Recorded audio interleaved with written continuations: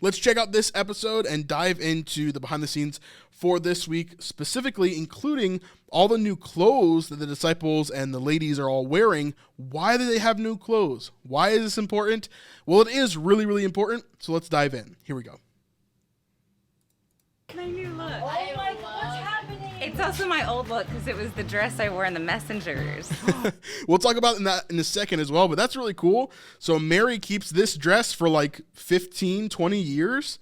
Is it that long? How long is the Messengers after? It's a while after. It's like 15, 20 years later after the death of Christ. So she's wearing this same outfit for that entire time. Of course, it being a show, they're always going to kind of wear the same clothes, and we'll talk about why that is in a bit here as well. So Mary keeps this for a long time.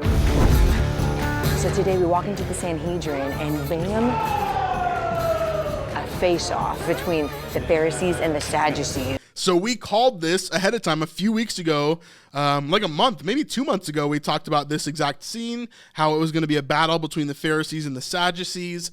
This is going to be a cool moment for sure. We're going to see a little bit more of Yanni and Shmuel maybe getting in on this a little bit, but seeing the differences between the Pharisees and Sadducees is a really, really important part of all of Christ's kind of execution and everything that goes along with the crucifixion and everything there at the end of his life. It's going to be really important for us to understand the difference between the Pharisees and the Sadducees, because the Sadducees are really the ones that cannot handle Jesus' message, and especially the resurrection, because they did not believe in that and they did not understand it. And so it was a really, really big blow to their understanding of theology and understanding of God in general. And so this was a big thing here. Let's keep on going.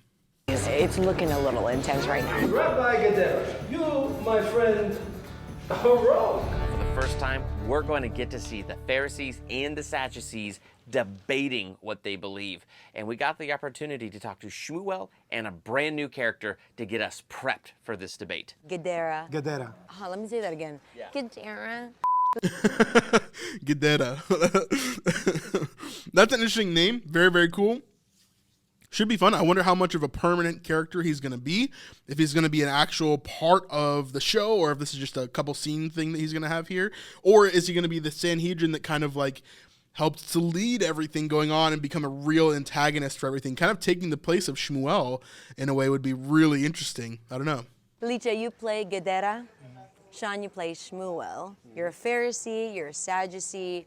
What is the difference between these two? This guy doesn't believe in the afterlife. And he only believes in the first 5 books of Torah. We are people of stature.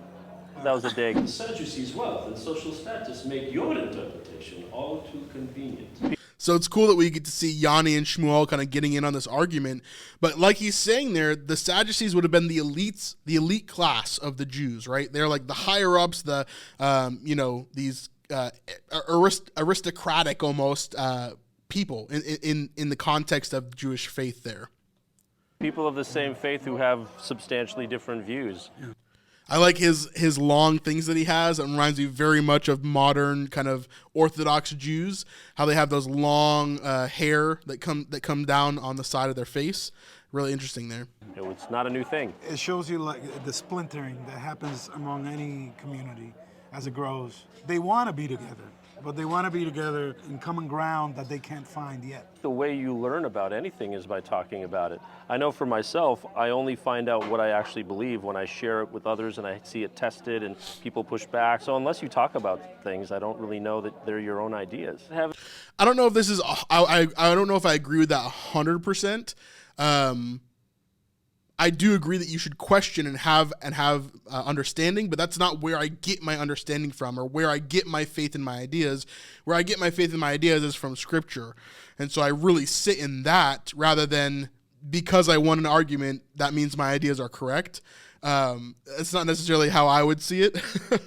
But yeah, I want to bring up Hardboiled's comment here. He says, I'm calling it, Gadara will be the Sadducee who throws the whose wife will she be at the resurrection question at Jesus. We're holding you to that. We'll see if your guess is correct. And now this will be immortalized in a YouTube video for everyone to see. So hopefully your guess is not wrong. Now you know how I feel. Having debates about faith is as old as faith. Without conflict and communication, the only conflict left is violence. Yeah, which happens actually a lot, even in today's world. If you look at the Catholic priests that are in Jerusalem, there was even a big fight that happened at the Church of the Holy Sepulchre, the place where Jesus was most likely crucified and his tomb was, and where he resurrected. Like, they're having like a big brawl here over like such small things. And so this even happens today when they're not ready to talk about their differences and to work it out. The only thing left is definitely violence, for sure.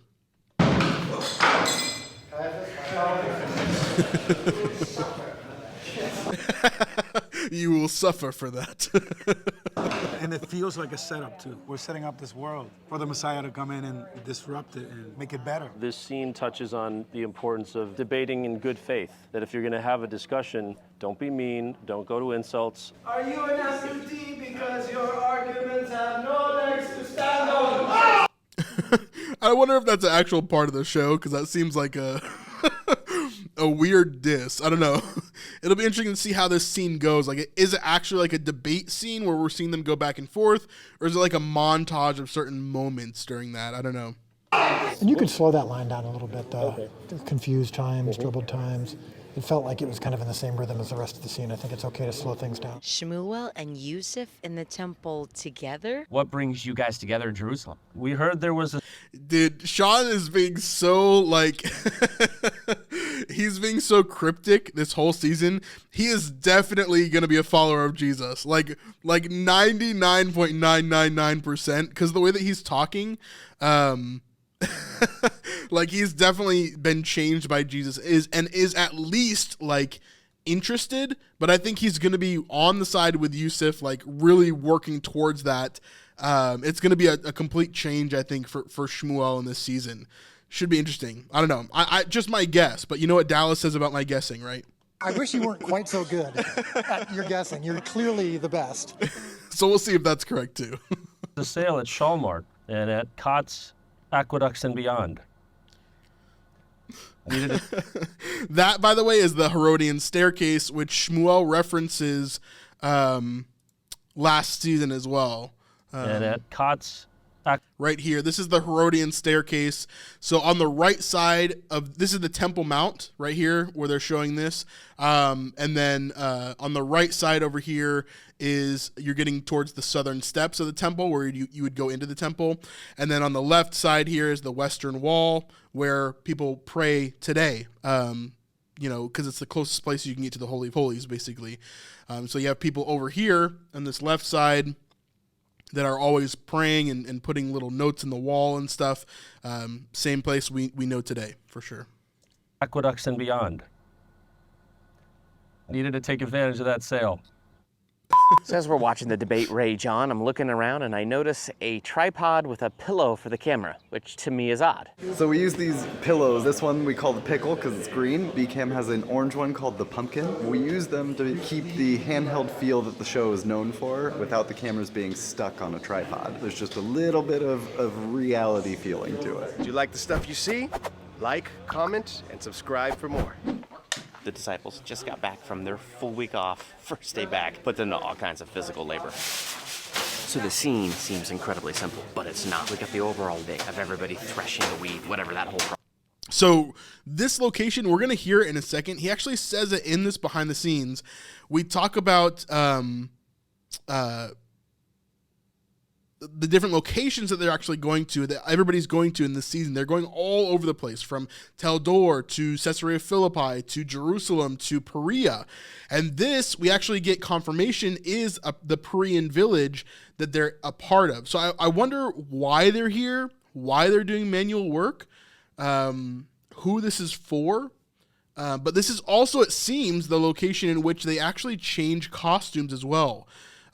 Where they change from these costumes here into new clothing before, I assume, they go to Jerusalem. So we'll see. I don't know. It seems to me from the calendar that the Perean village is in like episode 6.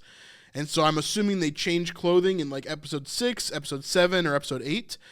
Most likely episode 6 is what I would guess is when they're going to change clothing. And then we'll see Closer to Jerusalem in episode 7 and episode 8 ending where I believe to be going into Jerusalem for the triumphal entry. So I don't know. But we are here in the Perean village, which again, I'll show you the map just in case you haven't seen it yet. Perea is an area that is over here to the east of the Dead Sea. So this area over here, roughly, is Perea. Now this is modern day, but imagine it back in the day. Over here would be Perea, and then we have Jerusalem right here, and a bunch of other places, Galilee up here, and the Dead Sea, of course. So, yeah, I'm not sure. I'm waiting to get more information on that, but let's talk about their costumes here in just a second. Processes. Then they have to break everything down and just film them individually. You guys are looking good because you're kind of looking through it and picking. And of course, we've already made a whole video on this. This is the threshing floor. They're separating the chaff from the wheat, so there's probably going to be some sort of lesson that's built into this as well. But also they're just doing the physical manual labor as they go through, and they're separating the wheat and probably going to use it or sell it, or they're doing this for somebody else's business. Hey, if you're enjoying this video so far, I wanted to let you know that not even half of the people that watch our channel are actually subscribed. So we could be closer to 60 or even 100,000 subscribers if you would just help me and press that button. My goal right now is actually to pass Rabbi Jason Sobel in subscribers. So if you want to help me do that, make sure you subscribe, and that would be amazing. Anyway, thanks. Let's continue on with the video. Stuff out, and, so that looks good. And you guys are new to this. Part of it's like, I think if you put, it'd be more, okay, good. Then you got Luke throw the lines in there. I've got a plan. I've got answers. I want you to look authoritative. So looks like Luke Dimian, Judas is kind of going to be like the manager of the situation, where he's helping them, kind of like, or giving them orders of what to do and where they should be. Yeah, interesting. Action. I have an idea. So we're standing in Capernaum. Classic Judas. We're going to see more of Judas kind of falling off in this season. We're going to see him be doing more diabolical things because we're going to have to see that downfall coming. And especially since season 5 is Holy Week, this is going to really bring us to that point of like, okay, it's coming. He's changing. You can see his true colors. Like, this is who he really is.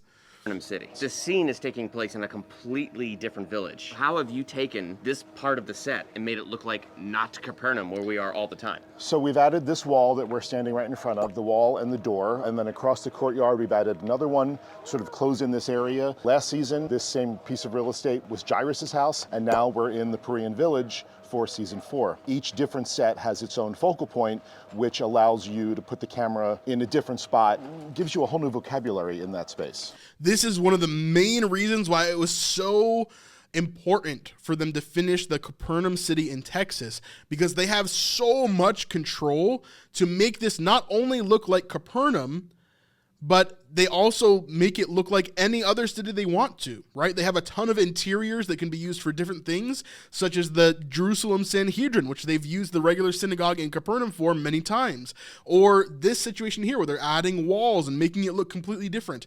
Us as the viewer, especially if you're using very specific camera angles and these different things, we would never know, right, that this is different. And so it's really, really cool that we're seeing this here. They've transformed Jairus' kitchen into an inn. After rehearsing the scene, they would figure out where to put the cameras and the lights to match the candle's fire, all in order to establish a very new look for an amazing scene. At one point today, the disciples went and changed to new clothes. Let me go back real quick because I want to get that part where he talks about the Perean village. I'm pretty sure it's right here. It was in this area. Last season, this same piece of real estate was Jairus' house, and now we're in the Perean village. So he lets that go there. It is the Perean village, showing us where this is going to be, but not exactly why we're here. Yeah, so I don't know. For season 4. Each different set has its own focal point, which allows you to put the camera in a different spot, gives you a whole new vocabulary in that space.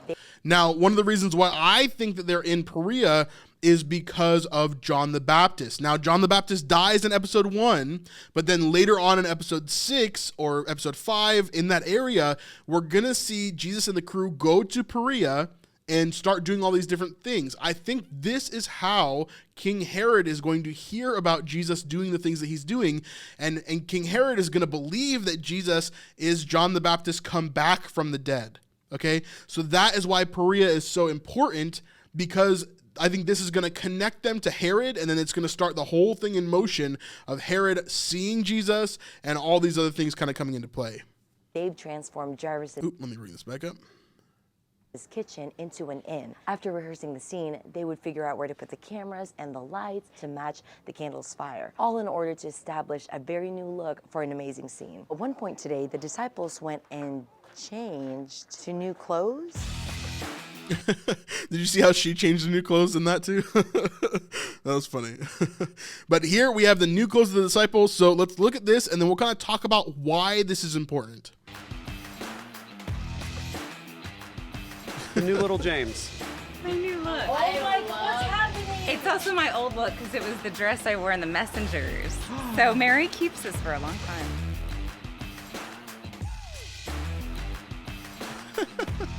Now, this is something interesting that we've talked about previously. This clothing right here that Andrew's wearing, we have talked about this kind of style before, with this like pieces of other clothing kind of mixed onto it. And we talked about this because at the beginning of season 2, we see as the Apostle John is wearing a new piece of clothing, but on his collar, he has his brother's clothing tied into it.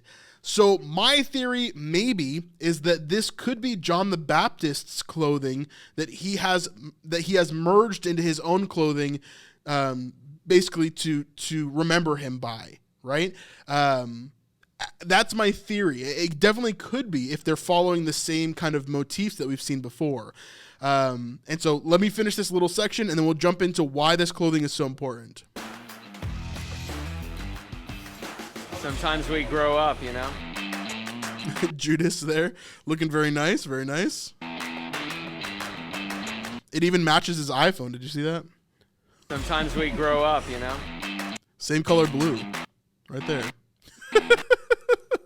Blue iPhone, blue outfit. Very nice. Well done, Luke. Perfect. We've got Thomas. He's kind of wearing a purple, and he's got a shawl, but it's not as colorful as the one before. It looks like the same bag, though, I think. Why do you think they're new outfits? It's clear there's a lot of... All right, that's the end of that, but let's take a look at these outfits again. Now, the reason why these outfits are so important is exactly what Mary said here. My old look because it was the dress I wore in the messengers. So Mary keeps this for a long time. Why would Mary keep this for a long time? Well, let's think about it this way, right? This is a show, right?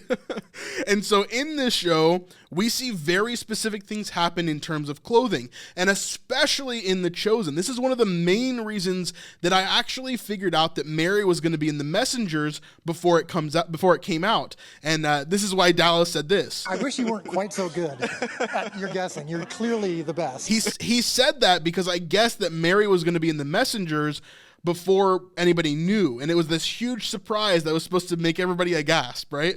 But I knew that she was going to be in there because in the trailer for the Messengers, I went through frame by frame by frame, and I saw her in the Messengers. How did I know it was her? Even though she was filmed from behind, the reason I knew that it was her because her hair and because of her outfit, because of the way that she wears her costume. Mary always wears the same thing, right? It's very similar in everything that she wears. It's the same with everybody else. You see, like Nathaniel here, right? Nathaniel has changed outfits, but it's still a very similar outfit to what he wore before. Same thing with Thomas, right? If we go to Thomas, it's a very similar outfit to what he wore before, just different colors and some different pieces there. Same thing with little James. Same thing with big James, right? All of these characters are wearing very similar things to what they wore before, but just slightly different, right? Andrew's maybe be the biggest change here even, but we're seeing very, very similar things because these characters, the story is told partially through their costumes, okay? And so the costumes become a very, very important part of who these characters are. So why do we change costumes then? If the costume is so important, Why would we need to change costumes? Well, there's a very, very good example of this, and that is Matthew. Matthew has had 3 different costumes, right? We see him, one, being a tax collector in the tax collector booth with his Roman garb, right? He looks very Roman. He's kind of like in this mode of working as a tax collector. Then we see him with his really, really nice clothes as he begins to travel with the group in season 2 and in the rest of season 1. And that is that kind of white coat with the gold designs on it, okay? Then in season 3, we finally see him change outfits. But why does he change outfits? Because his character is changing, right? So this denotes a change in the character specifically. So for Matthew, this is like a way bigger change, right? We see him go from a Roman tax collector to a follower of Jesus that's kind of figuring it out, then back to being a Jewish person in season 3. Remember, he gets his seat back. Everything changes for Matthew. So it's a complete change of character for him overall, making him a new character fully. Now, in season 4 of The Chosen, we're seeing a lot of time pass. But what I believe this to be is basically the end of understanding from the apostles of what they're going to learn from Jesus, okay? Jesus is coming to the end of his life, and he knows that. He's coming to the end of his ministry. Season 4 should be the last year of Jesus' ministry. So if that's the case, then the disciples are going to change. They've come from these nobodies that know nothing into students of Jesus who began that journey and started to go. And then finally, we're coming into real apostles who really understand what they're doing. And while they're not perfect and they're still going to make mistakes, just like we see in all of Scripture, they're in a new state, right? So they're doing new things, and they're beginning to follow Jesus in a new way, or to at least build the kingdom in a new way, right? And especially once Jesus is crucified and resurrected and all of that happens, they're going to be even in a further new place, right? So this is really denoting to us how the characters are growing and maturing. That's what these new clothes are doing. It's not just because they wanted to have a fashion show or a change of pace. They didn't need to do that. They could have had them in the same outfits for the whole entire series. But seeing that growth for us is really, really important as viewers to understand how they're growing and when they're kind of moving along, right? And so this is another form of storytelling. That's what this is. It's showing us, hey, these characters, they have new clothes because they are new people, right? And so it's really cool to see as we kind of go through and see most of these new clothes here. So really, really interesting for sure. You can see most of them here. Simon has like a darker tunic now. Now, another interesting piece of this is Jesus, right? Because Jesus doesn't need to mature. Jesus doesn't need to change. Jesus is perfect. And so there's no reason for him to have to change clothing. There's just no reason, right? So he doesn't change his outfit. His outfit stays the same. So this is a big part of this as well, and it kind of shows you exactly what I'm talking about here. So really, really cool. I'm excited to kind of see all this play out in season 4. Like I said, this should be like episode 7-ish, or episode 6, 7 in season 4, but I guess we'll see. New clothes are cool. I'm excited for it, but to me, what's more exciting is the storytelling behind it. So really, really cool. You just watched a segment from our weekly live stream that we do every Sunday night at 6:30. If you want to watch the full 3-hour live stream, you can go over to patreon.com/thesnipelife or hit that link in the description down below to sign up over there. We'd love to see you over there. There's a ton of extra content, and I'm sure you're going to love it. All right, we'll see you on the next one. Peace.